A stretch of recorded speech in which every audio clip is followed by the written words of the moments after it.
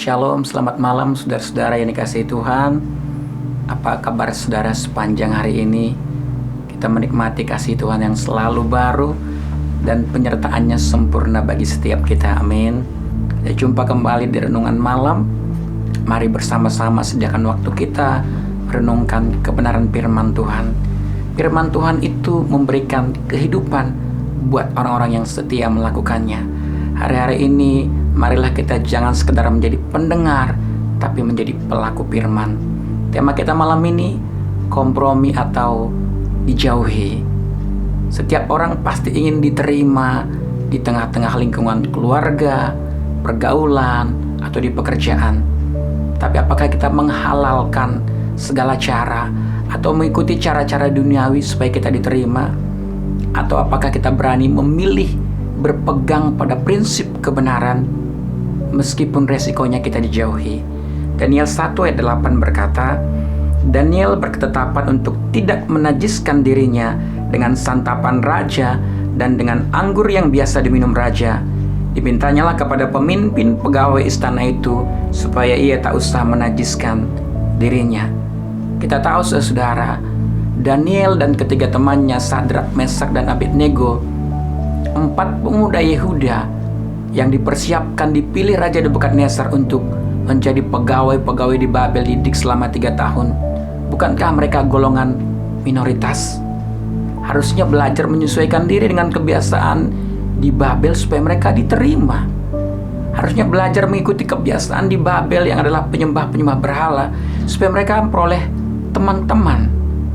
Tapi sejak awal Daniel dan teman-temannya berketetapan sungguh-sungguh memilih untuk tidak menajiskan dirinya, tidak kompromi dengan segala hal. Bahkan kalau dunia pikirkan, come on Daniel, kan ini cuma soal makanan dan minuman. Kamu bisa tetap makan, tapi percaya kepada Tuhan.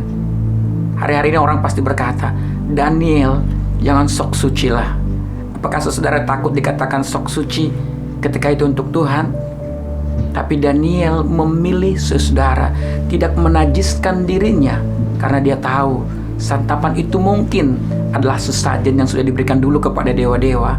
Daniel tahu anggur itu bisa memabukkan.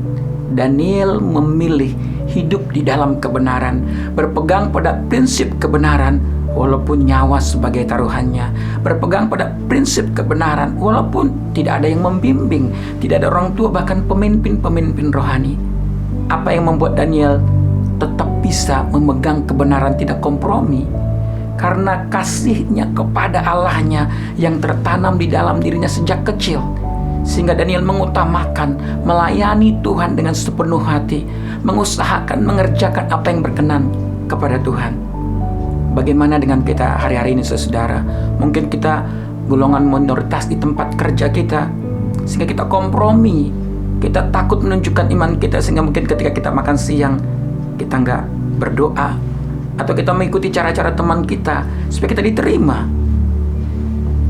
Orang-orang yang mengasihi Tuhan, yang mau terus memperbarui kasihnya kepada Tuhan, akan mengerti sekecil apapun itu bagi dunia, kalau itu menyenangkan Tuhan, dia akan lakukan.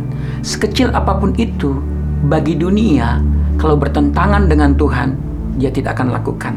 Setialah kita dalam perkara kecil, maka kita akan diberikan tanggung jawab dalam perkara-perkara yang lebih besar. Bahkan hari-hari ini saudara, mari kita menjaga iman percaya kita kepada Tuhan, teguh berpegang pada kebenaran. Jangan kompromi dengan segala hal, dengan hal-hal kecil apapun yang menurut dunia, yang pantas menurut dunia. Kalau tidak menurut Tuhan, jangan kita lakukan. Kitalah orang-orang yang mulai hidup di dalam kebenaran, tidak kompromi dengan dosa, hidup di dalam apa yang menjadi kehendak Tuhan. Sekecil apapun itu jika kita lakukan, kita akan menjadi orang yang berkenan kepada Tuhan. Lihat Daniel, Tuhan memberikan kepada mereka kecerdasan 10 kali lebih cerdas daripada orang-orang di Babel. Bahkan kepada Daniel diberikan penglihatan, pengertian tentang penglihatan dan berbagai-bagai mimpi. Saudara, mari persiapkan diri kita, dimulai dari kita. Apa yang menyenangkan hati Tuhan, lakukan hari-hari ini. Mari setia untuk Tuhan, jaga hidup kita. Tuhan melihat apa yang kita lakukan. Tuhan Yesus memberkati.